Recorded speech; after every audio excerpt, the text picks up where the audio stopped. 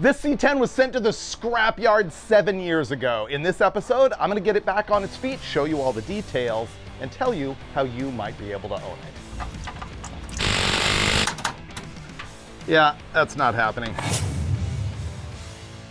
Welcome to one of my many storage areas. Yes, that is my 1974 Chevy van. This is my 69 Chevy C10 with a 7172 grille, and that is not my Jeep pickup truck, but it probably should be. So you remember an earlier episode on my channel where I rescued this and a 66 Olds Cutlass from a guy who had rescued them from the crusher at a junkyard. And they've been sitting here, and yeah, I really want to be working on the van, but I figure save the best for last. First thing I need to do is get the C10 going. And so I'm gonna hook up the trailer and I'm gonna load up the truck and take it back home and see if we can make this pile run.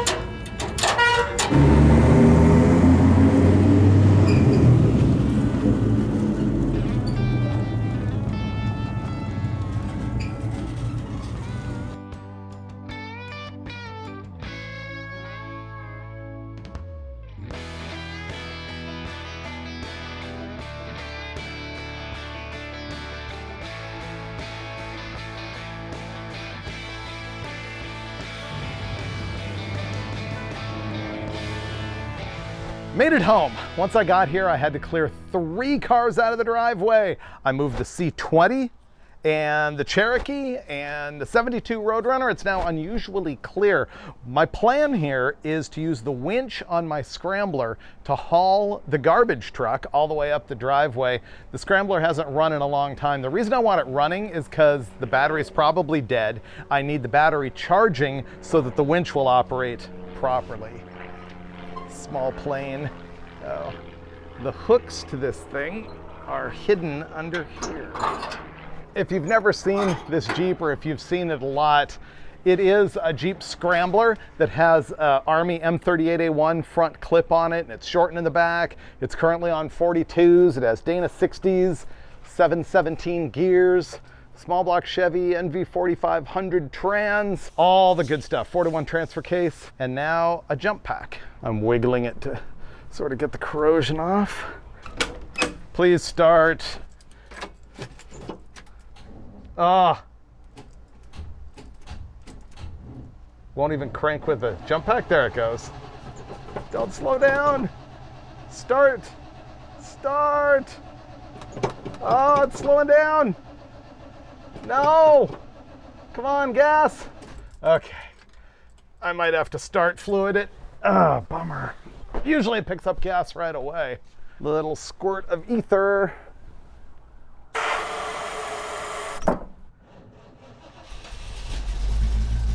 Should stay running. Yep. Okay, good. The Jeep just ran out of gas. And I don't have any because I just put it all in the Cherokee. And I probably would have been smarter to just drive the Jeep down the driveway and strap the truck back in here. But I've already pulled cable, so I might as well give it a shot. Haven't played with my winch in a long time. But give me a minute. I gotta go buy gasoline. All right, right now I got this super sketchy thing going on, and I'm not showing you the front of my house, so you're not gonna see the truck that much right now, but I've got the Scrambler winch pulling it back, and then I've got the trailer winch on a remote control that's keeping it from crashing down, because the trailer is up at an angle like this, and the ramps are like this, so the truck wants to speed down into the driveway, but if I let it go here, then it'll crash into the back of my truck. It's a mess. Let's see if I live through it. Well, I dragged the garbage into the driveway and it was absolutely death-defying. I wish I'd been able to show you more. It involved 2 winches going 2 different directions, ramps falling off the truck, the whole run.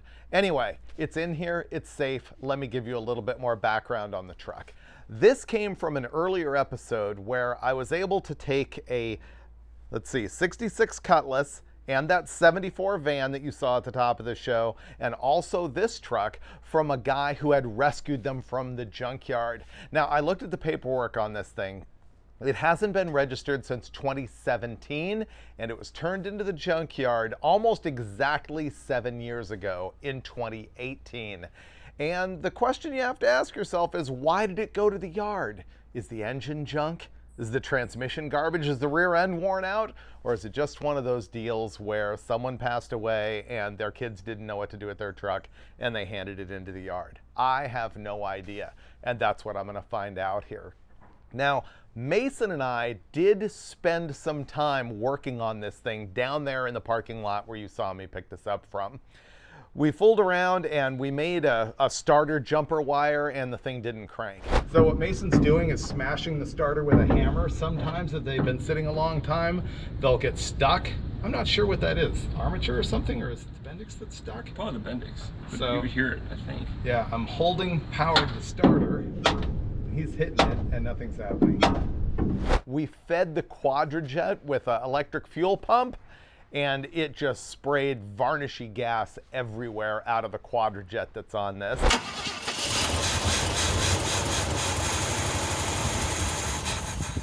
We got it fired up, and the carburetor is spraying gas like an El Toro lawn sprinkler. It's one of those.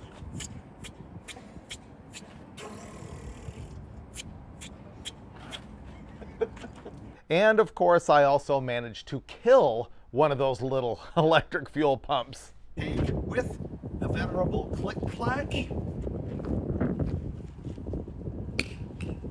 That one doesn't work anymore. And it was new. I am absolutely magic with those things. I can kill anything. And so what I gotta do now is, I think, start from scratch. Since I'm home and have some time, I'm not gonna do this full butcher style. First thing I'm gonna do is actually change the oil. Imagine that. All right, let me get it up on jack stands.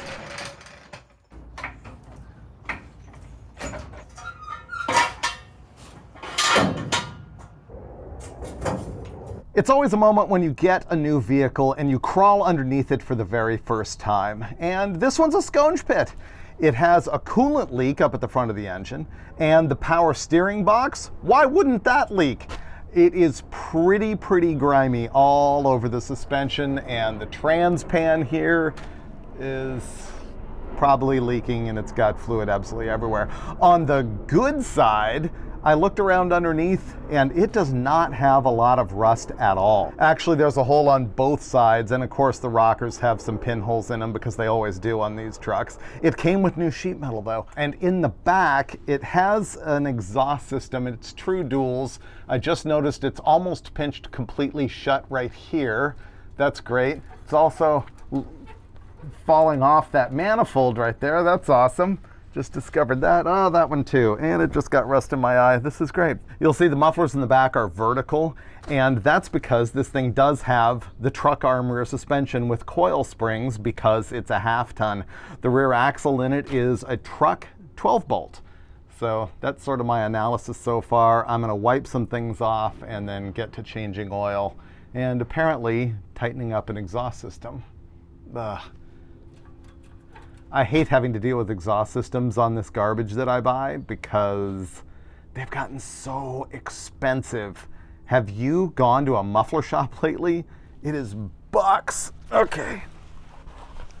Let me wipe some just junk off the underside of this. If anything, it just keeps dirt out of your eyes and stuff. And it makes you feel like you did something.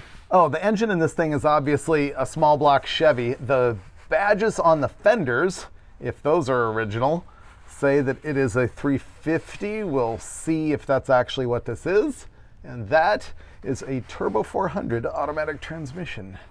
The Turbo 400 pan sort of has a weird shape to it. I call it Texas, even though it's not really like Texas. And the Turbo 350 is more like almost square with one corner cut off. So that's like the quick ID. I am just gonna get nowhere with this. Okay, let me drain the oil out of it.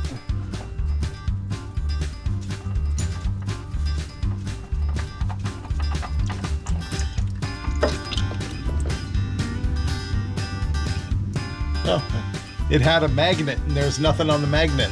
There wasn't. Good. Not even any gloppy chunks.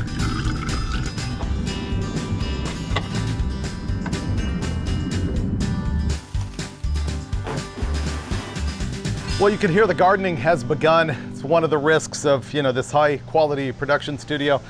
Are you ready to see this jewel of internal combustion for the first time? Ta-da! Sweet. What we got here is your standard cruising model small block Chevy, and it has a quadrajet on it, 4-barrel. This truck has no air conditioning, which I like. It has no power brakes, it's drum brakes all around, and it does have power steering, which is leaking on the ground. Let me pour oil in before I forget. I am gonna put in O'Reilly diesel oil. I realize that using diesel oil is like the internet popular thing to do, and I have no idea if it's right or wrong. I'm sure it draws cringes from my friends, the tribologists. You know what a tribologist is?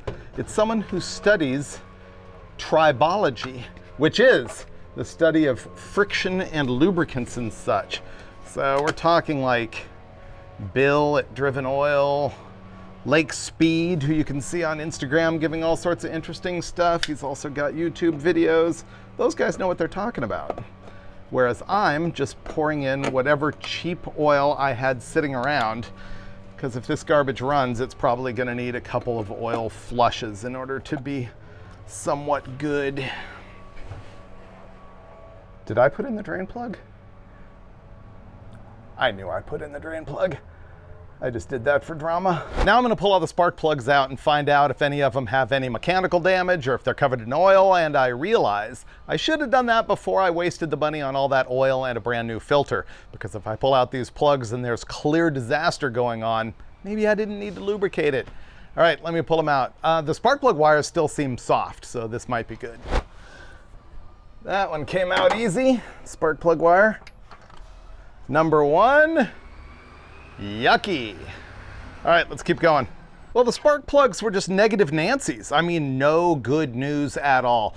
Could be worse with a bunch of physical damage, but these things are loaded, caked with oil. Most of the gaps are shut off by just crud.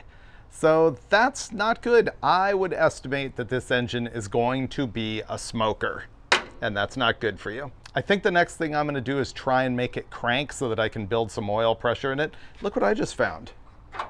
Huh, 3/8 wrench, cool. I already know that there's some difficulty with the starter. Mason and I tried to get this thing cranking, and we know that it will turn over. It's just the starter is hinky.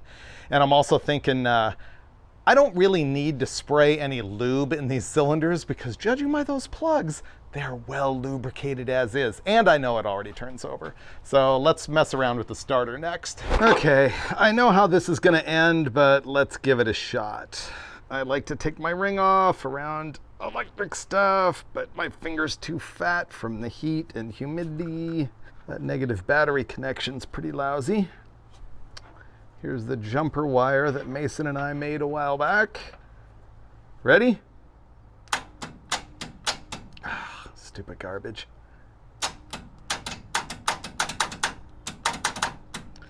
Yeah, that's not happening. I gotta crawl under and look and see what's up with the starter. Wow, that was hot.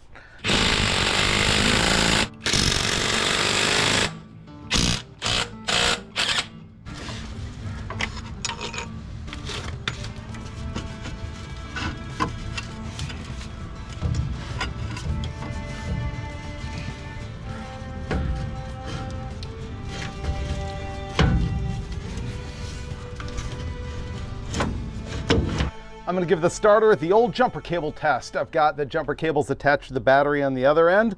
The positive is attached to the main big lug on the solenoid and also the little trigger stud. And then I'm just gonna ground it and we'll find out if this thing spins. Yes! Why is it annoying?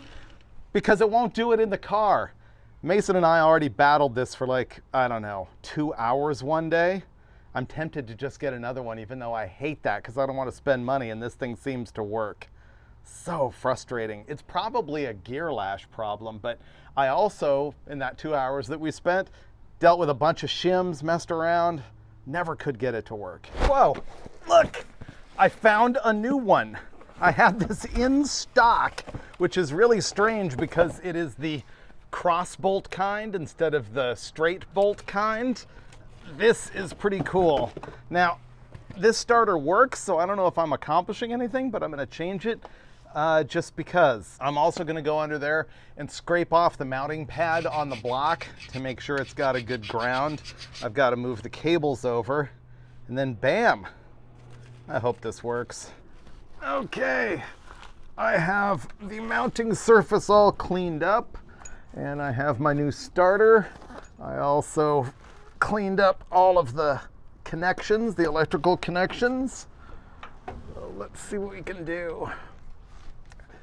Did you know the electric starter was invented by a guy named Charles Kettering, who also invented ignition points and leaded gas and freon, all sorts of other stuff.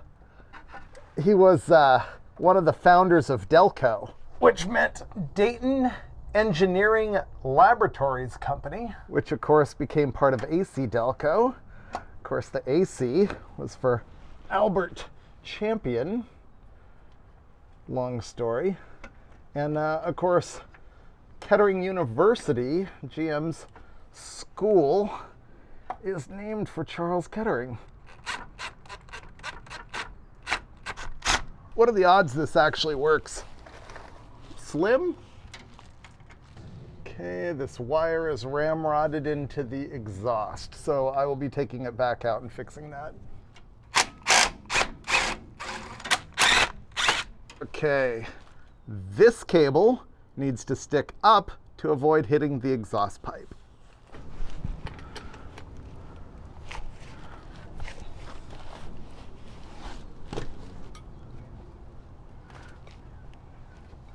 Might even aim it in some.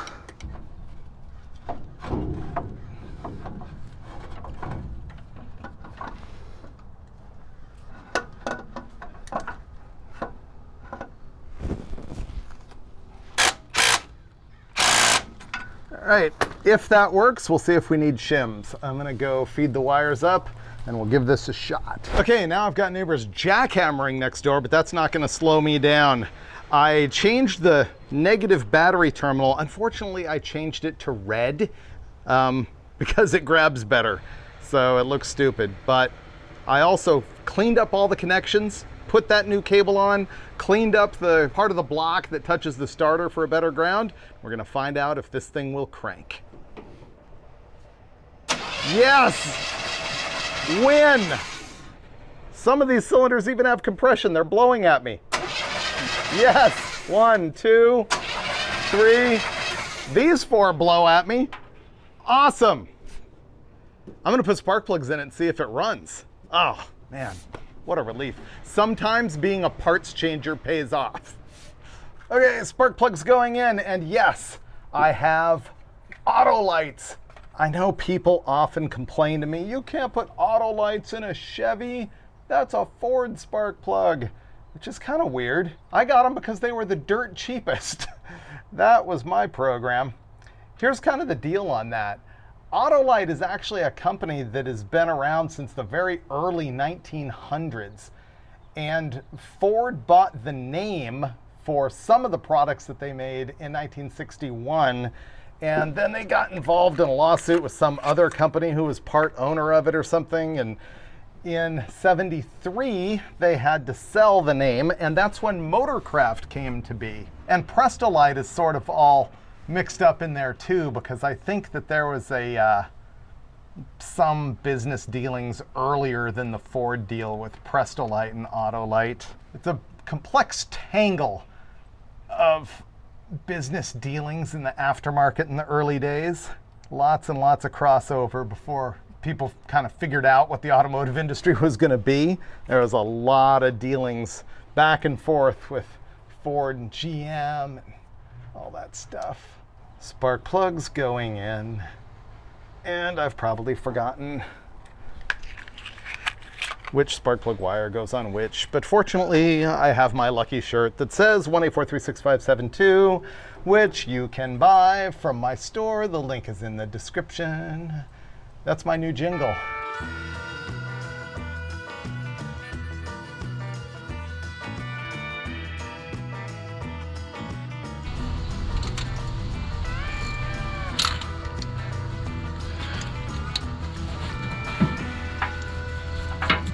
So I know this Quadrajet is garbage. We pumped gas into it before and it just spewed out varnish absolutely everywhere. So I'm gonna run it on brake clean. Don't worry, non-chlorinated.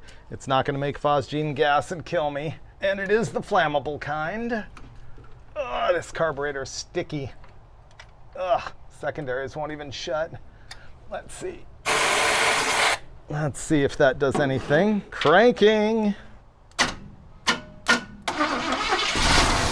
Hey, it ran. It has spark.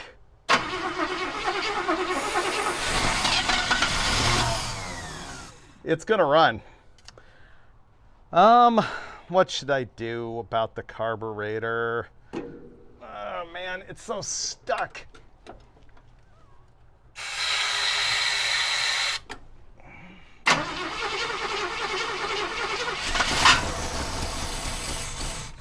Okay. That's gonna run. I just need to do something about the carburetor situation. So let me figure that out. I ran the numbers trying to figure out what to do about the carburetor situation on this turd, and it ended up being cheapest for me to use a carburetor I already had. However, I did have to buy this adapter that will take me from a Quadrajet spread bore intake manifold to the Holley bolt pattern. Thing is, this was 32 bucks. The Rochester Quadrajet rebuild kit was $47. And so I saved myself some money there. And I already had this guy in stock. I was gonna put it on my other Chevy truck. This is a Brawler 600 vacuum secondary. Very basic carburetor and about the cheapest 4-barrel you can get these days. Summit Racing, neighborhood of 480 bucks. It's expensive. They all are these days, but this is the most affordable one. All right, let me throw this thing on there, and it's probably not gonna live on the truck forever because I wanna use it for my other deal, and this truck's not that good. But it'll get me running to find out, you know, what kind of condition this engine's in. Removing Quadrajet. Da-da-da-da-da-da, Quadrajet. Whew, it's hot. Sitting in some shade here. This carburetor adapter is not good. It's funky. And the problem with it is you try and bolt it to the manifold and you can only get in one of the screws. The pattern on the rest of them is just barely binding enough that you can't get the rest of them in. You can pick any one and it'll work, but not the other three. So I'm gonna try and hog them out just a little bit, but not so much that I get rid of the little ledge in there that's actually holding the thing down. The other problem is the screws that they give you with this deal. They don't fit any screwdriver. You could get a tiny, tiny flat blade in there, but none of the Phillips will actually work. And a big flat blade that'll actually tighten the thing down also doesn't fit. They really need Allens, but that's not happening. So let me see if I can fix this thing. Should be doing this in a vise, etc. Okay, now I have aluminum chips all over myself and hopefully this fits. Ugh.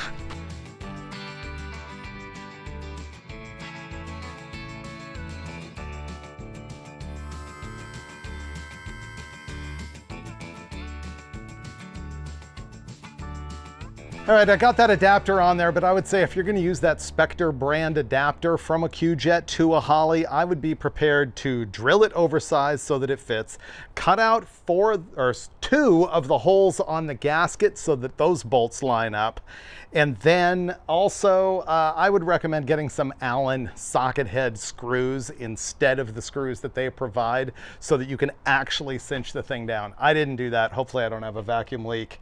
I'm ready to put the carburetor on. Happy Brawler Carb.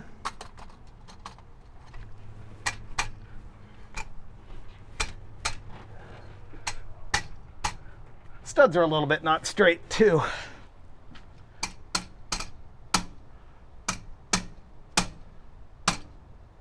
That's a first. All right, I got the carburetor on there, but not without a little bit of bashing because the studs were not perfectly straight. But now I've noticed something's wrong with the carburetor. The lever that activates the accelerator pump, the squirter, it doesn't contact the arm until you're at about half throttle, and then it only squirts it just a little bit. So I'm gonna go in there, remove that arm, bend it a little bit, and make sure that we've got that full pump shot.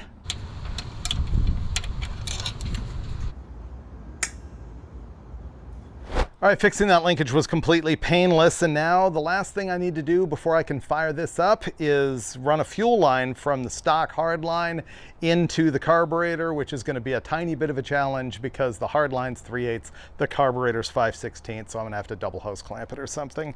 And I just remember I've got a couple vacuum leaks I need to fix too. No big deal. Well, it looks like my 3/8 rubber hose won't quite go over the factory hard line, so here's one of my favorite tricks ever. If you've got that problem, take the end of the hose, put it on something hard, and bash it with a hammer.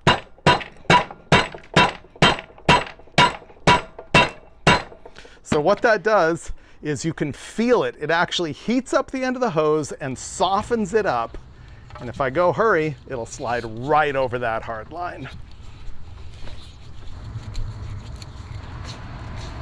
Quick break, don't forget that Duct Tape Drags is coming to Tucson Dragway October 17th and 18th. Saturday the 18th is the big day. It's going to be me, Derek from Vice Grip Garage, Lucky Costa. We're going to have the Vice Grip Garage burnout pit. There's going to be the Battle of the Beaters for cars that we judge to be worth less than $5,000. You know the shtick. It's a fantastic event. We've got the bonfire. It is a party. Mail trucks, diesel pickups, minivans, everything.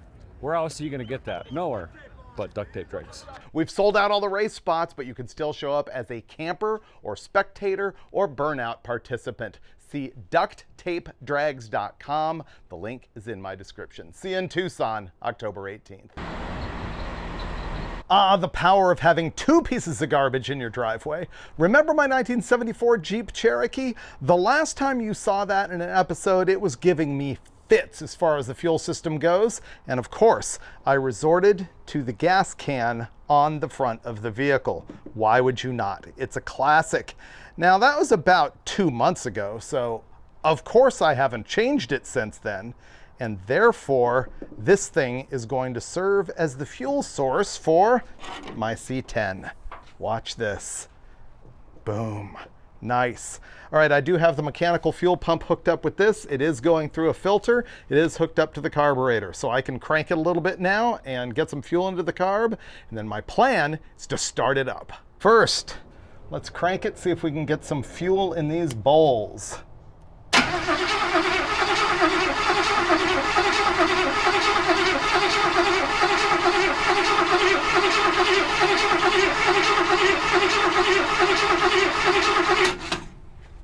Ignition is on and fire. Yeah.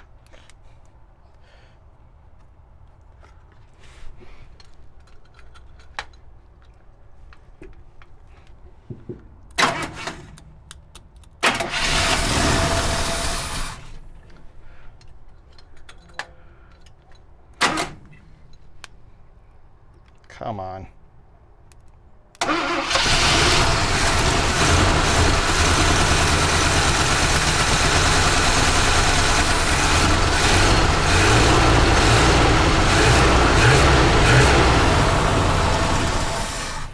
Need some adjusting, but that garbage runs. Nice. All right, I gotta tell you, I am beat for the day. I am gonna call it quits, and tomorrow I'm gonna fine tune that thing. And then as much as I wanna drop it into gear, I'm gonna have to fix the brakes.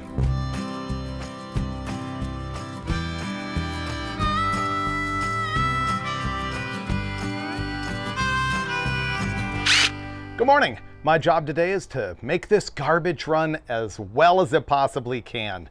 But first, I'm gonna crawl under and tighten up those exhaust manifolds where the exhaust system is completely falling off and presumably has an exhaust leak. I soaked all the nuts in penetrating juice last night. Hopefully they will cinch. Will it cinch?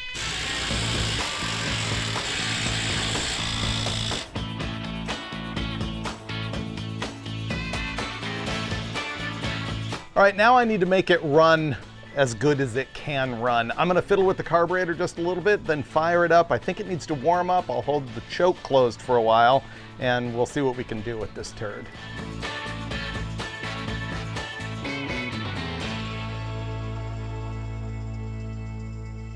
It's got oil, it's got water, it's got a little bit of carburetor fiddling. I got the timing light hooked up. All apparent vacuum leaks are fixed. That reminds me, I need to grab a can of brake clean to sort that out. I'm ready to fire it up and see if I can make it good. I think I am gonna have to hold the choke closed, warm it up for a little while. Ignition hot. Okay, need to feed gas off the Cherokee.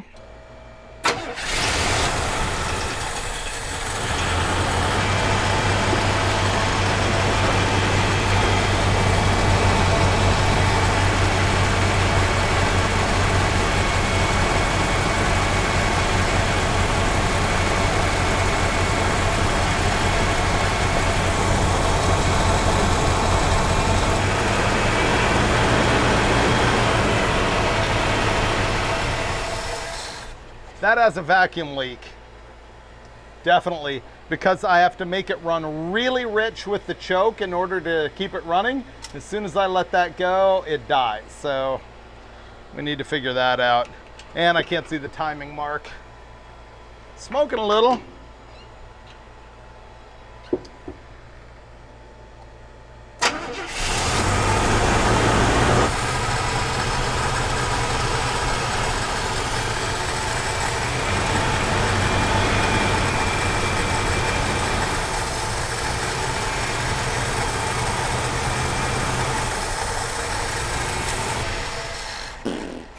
I'm gonna bet that vacuum leak is at the base of that adapter. I spray the brake clean at it and you can hear the engine change its tone. So that's a bummer.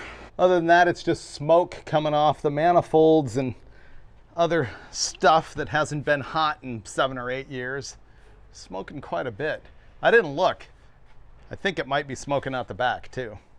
I'm paying the price for not rebuilding the Q-Jet. I took the easy way out and installed my Holly on there, and now I'm getting punished for it, but I don't have a Q-Jet rebuild kit, and I'm already this far, so I'm gonna go ahead with it. The good news is that when you actually wing it, it runs pretty good. Not bad. But now I have to take the carburetor back off and see what I can do about fixing this vacuum leak. Oh, you know what? What I should have done is the thermo quad. Yeah, you can get these t-shirts at my store too. Link in the description. All right, let me pull this thing off. All right, I got off that carburetor adapter, and sure enough, all of the bolts holding it to the manifold were way too loose. My fault, but here's the problem. These screws that were provided have a slot in them that is so shallow, you can't get any torque on it with a regular screwdriver. And it also has a slot for a Phillips, but there's not enough bite on that either. You go to really torque it down and all you get is slipping. So what I did is I went and got Allen cap screws, and that should allow me to ramrod and hopefully eliminate the vacuum leak problem. There you go. That is running on at least 6.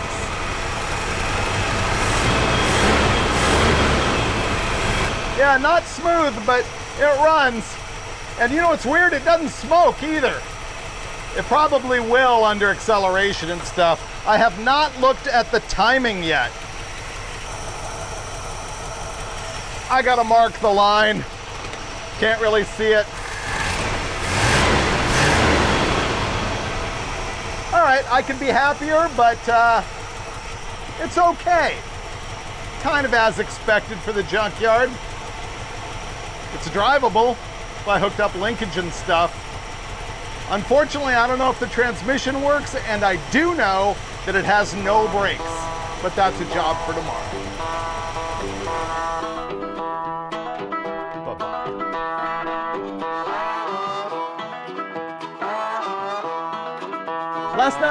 few things. First of all, they're tearing down a complete house next door, so you're going to hear a lot of jackhammering and stuff on the microphone. Next, there's going to be a heat advisory. It's supposed to be 95 degrees today, so that's fun. Also, on the subject of heat, I found out if you warm up the engine in this thing, whatever is leaking coolant out the front of the engine pukes way worse onto the ground. So that's something I'll have to fix if I decide that this engine is salvageable. And finally, I put a timing light on it, and I discovered that the timing at idle is 0. Absolutely nothing. So I'm going to want to advance that a little bit and I can make this a little peppier. But first, before I run it and get it really hot, I think I'm going to break out my compression checker and crank it over and see if I can figure out which 2 holes are dead.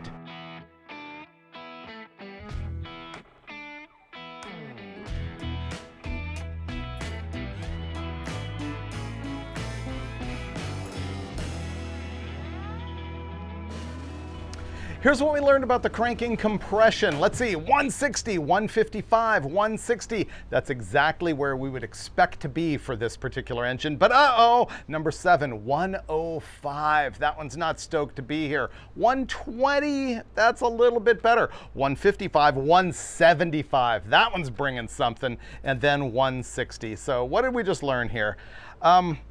There's 2 holes that are really not giving it their all, and that's bad. That's probably why it seems like it's running on 6.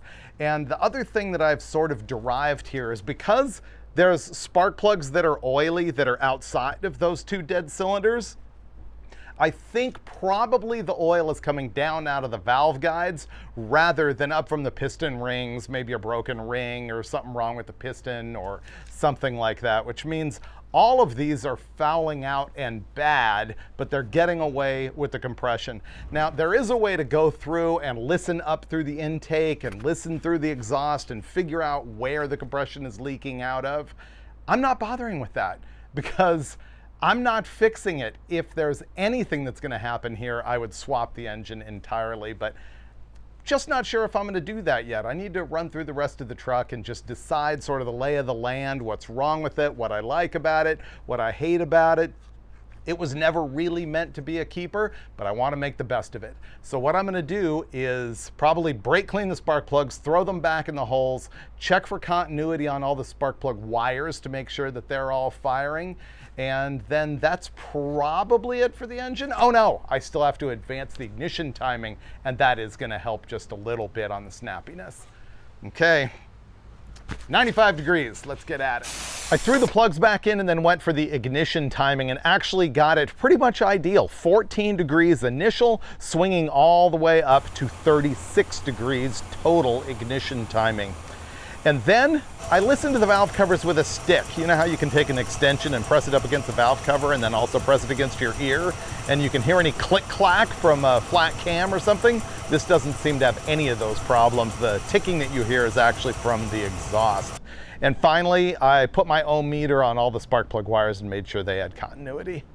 Well, the engine runs as good as it's going to without an overhaul. And you know what that means? I achieved my goal for the episode. I just wanted to get it running, and to be fair, it was really easy. I improved it just a little bit, but it's kind of a smoker, I think. It's probably going to foul plugs. But you know what? Fiddling with it made me think of the other Action Line trucks that I have owned over many years. So here goes with a quick flashback. The first one is I had another C10 long bed. This one was the 1967, and I got it out of the fleet from Fast and Furious. They didn't use it in the movie, and I ended up buying it from one of my guys who works on that crew there. And Dulcich and I put in a 630 horsepower 454 big block and a Gearstar 700 R4, and that truck did amazing burnouts. I really dug it. Now, I know where that truck is. I'm in contact with the guy. He might sell it back to me, but it's been sitting outside a lot.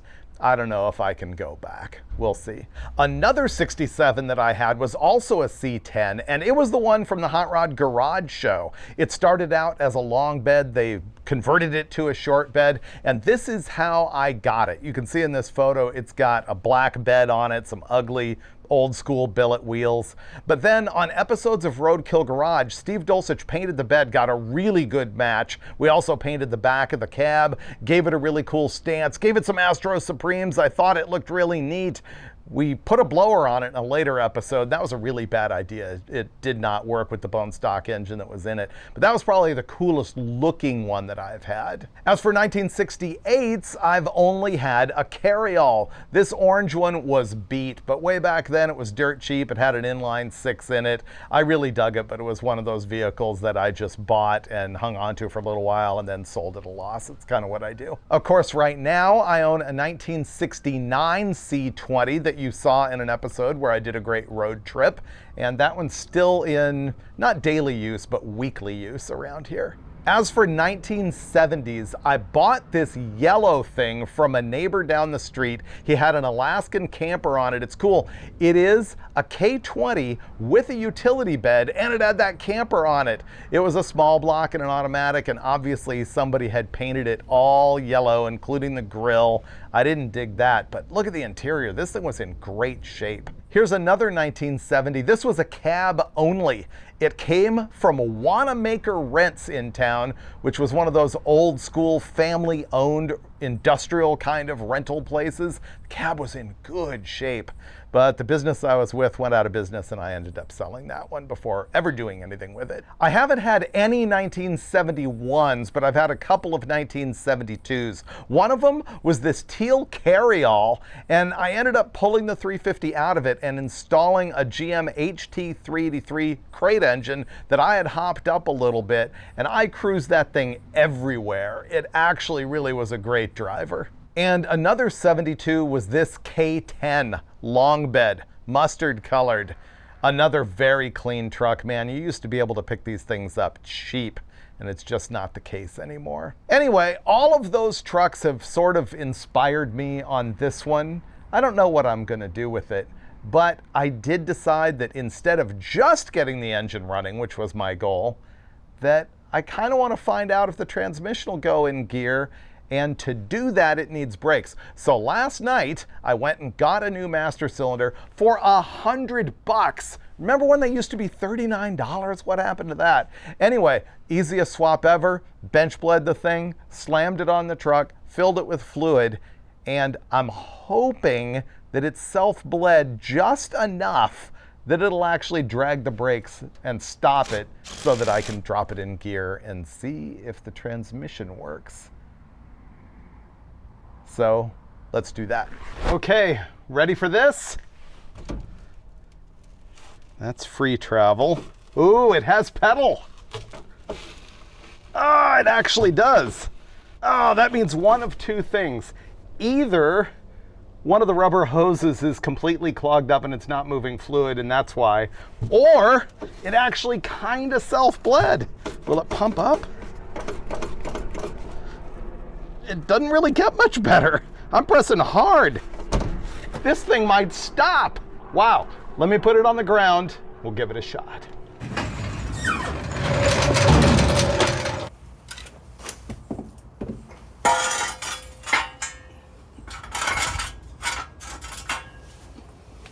All right, I'm finally gonna put it in gear, find out if the transmission works. So let's fire it up. Give it a little squirt of fuel and give it a little start.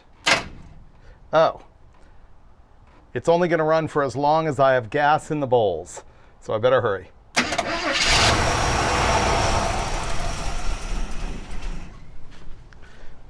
This is gonna be a thing.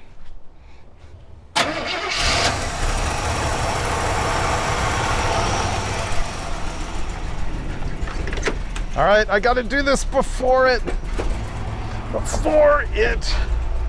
runs out of fuel. Here comes reverse. Oh, it went in reverse. Will it go in forward? Ah, the shifter is super hinky. Oh, it did it. That works. Shifter's terrible, but it works. Right on. It went into reverse, it went into drive, and the brakes stopped it. But I was running it just on the fuel and the ball. Let's see what this thing says. You're supposed to check it running. Probably needs fluid. That's no surprise. But if I add it, it'll just leak out. Having it move under its own power was way bigger than what I actually expected for the past few days, and so I'm going to reward the truck and give it a day at the spa. Let's clean this thing up.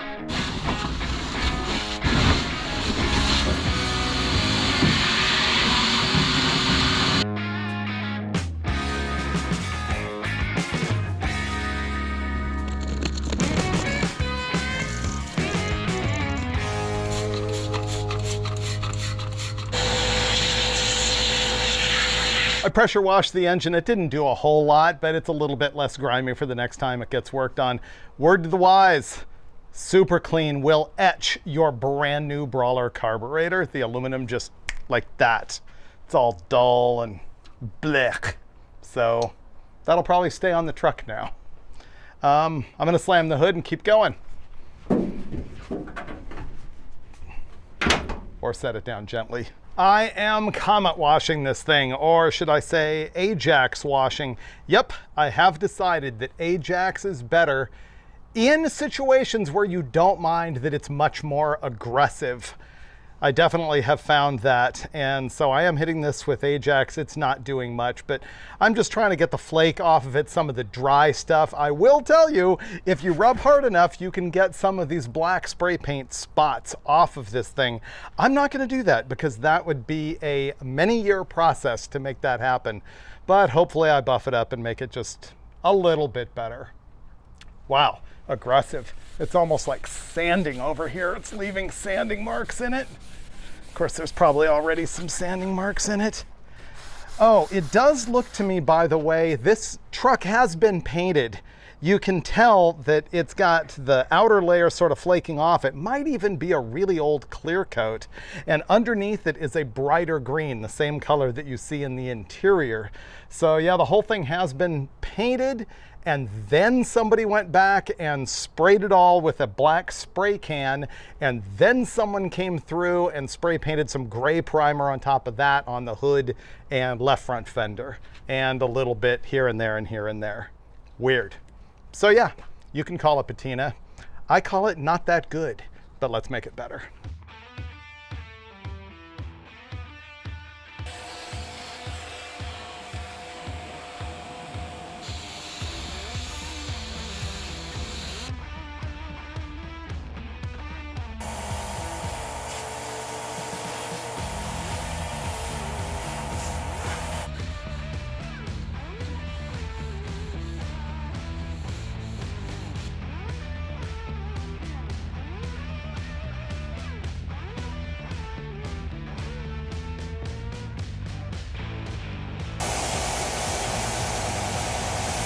Look, here's the date this thing went into the junkyard, 8/28/18. Today is also late August, so let's see, almost exactly 7 years ago at this point. 69 Chevy pickup. Thing is, I question, should I leave it on there for the heritage or should I take it off? I think this needs to go. The barcode, oops, coming right off. Barcode is gone. And the lettering's probably gonna go also, but I feel bad about it. It's legacy.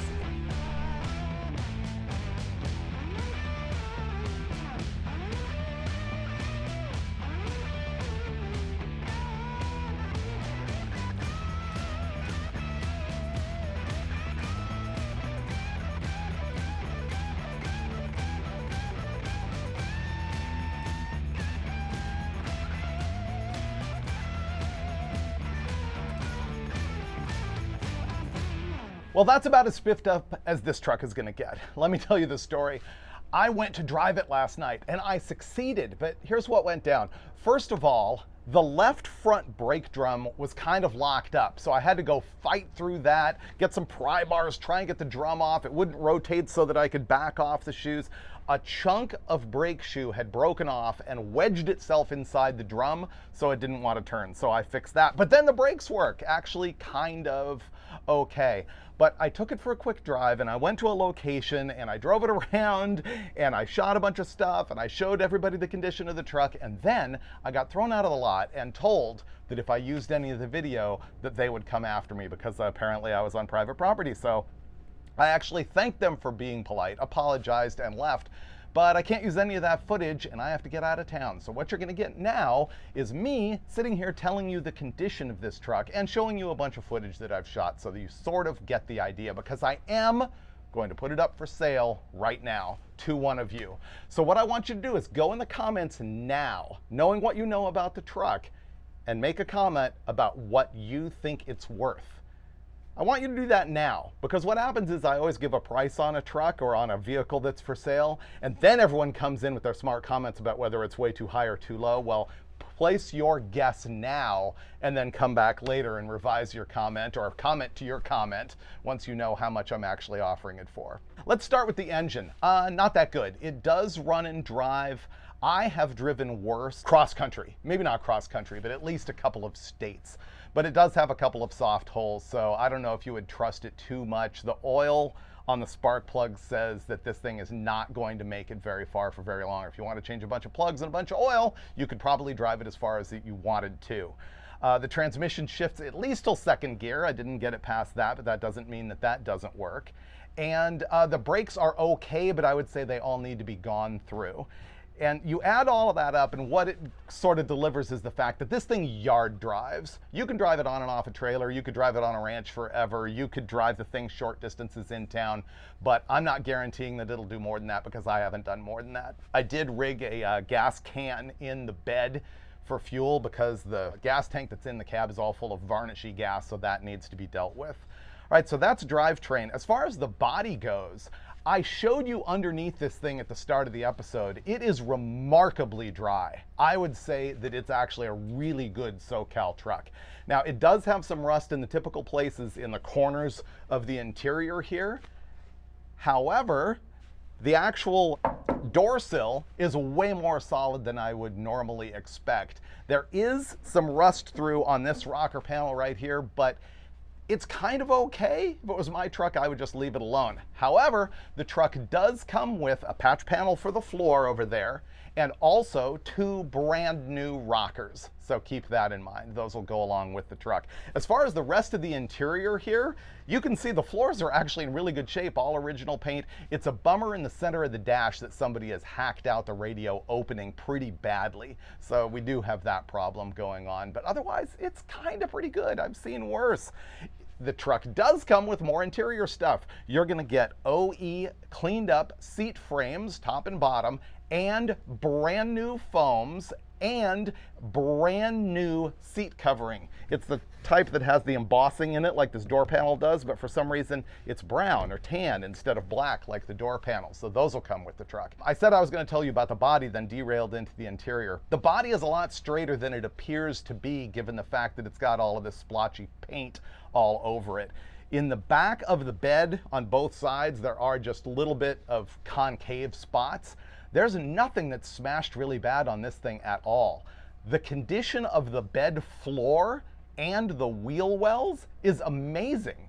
It is not bashed up at all. The tailgate is pretty okay. I'm not guaranteeing perfection on any of this, but I'm telling you, I think it's solid project vehicle start. Now, as far as the paint itself goes, I will tell you, you can get all this black off. If you look at the time lapse on the tailgate, when I was doing the Comet wash, which I did with Ajax this time because I was trying to get aggressive, and with a green sponge, I was able to get all of the black paint off the top of the tailgate, just showing you that it can be done. Remember earlier in the episode I had described that this thing was factory green, then somebody painted it and it looks like it has a clear coat on it, and then somebody spray painted it black, and I made the comment, and then for some reason somebody took light gray primer and sprayed it all over the hood and fender. Well, that wasn't light gray primer at all. That was the black spray paint, and when I Comet washed it, it just came up and it's black again. So depending on your interest in patina, this thing could be just like it is, or it could be slightly better than it is, or it's not a bad start if you actually wanted to paint something, in my opinion. So there's the truck. Oh, also it has 4 brand new tires, Cooper Cobra GTs, 275/60/15s on it. I wired up the exhaust. It needs an exhaust system, but it's actually functional enough. You know, this is like a perfect don't get it right, just get it running truck. I don't need another truck. I've already got my 69 C20. I've got almost 50 other vehicles. That's the reason why this one's on the block, because it was just a save. It was not a forever keeper, as you can tell. But if I was going to keep it, I would probably just slap a motor in it and do the seat and throw a carpet in it and go, and it would be a really good functional truck. Oh, the shocks are absolutely terrible. They might be non-existent. It rides really soft. It is a C10, coil spring in the back. So, the moment you've all been waiting for, how much am I going to offer this truck for sale? The number is $5,000. $5,000, I think, is a really good deal on an actual C10 that is this rust-free and this close to functional. So what you want to do is email me, HeyFreiburger@gmail.com. Now, I would say that if you're not watching this video in the first day or two, you might as well not bother, because these things usually sell really, really fast. And I know I'm going to get hundreds of emails. I'm going to try and take them in order. I will say I need to work out who can pay the quickest and easiest and pick the thing up soonest with the least amount of hassle. And so I will go in order that the emails come in, but I am going to give favor to the people who can deal with it quickly. But here's the big caveat. Remember, this thing was handed into a junkyard. I have the junk paperwork for it. I do not have a title. I have the junk paperwork from the junkyard to the guy who I got it from, and a bill of sale from him to me. So it's legit paperwork, but it is going to be some work with brake and light inspections and weighing and safety and all that stuff. Depending on your location, depending on your state, there's going to be some trouble getting this thing registered. So keep that in mind, because it is going to be your problem, not mine. So there you go. $5,000, sketchy paperwork, pretty good truck. Will it be yours? Let's find out. And let's keep on rescuing some junk out of the junkyard. And the next thing that I got to do is that sweet 74 Chevy van that I got from this same guy. I don't know. I can't wait to clean that one up. Maybe that one won't be for sale. Anyway, we'll see you next time. Do me a favor, go to my channel, click on a video you've never seen before, watch it, and I will see you next time on the David Freiburger channel.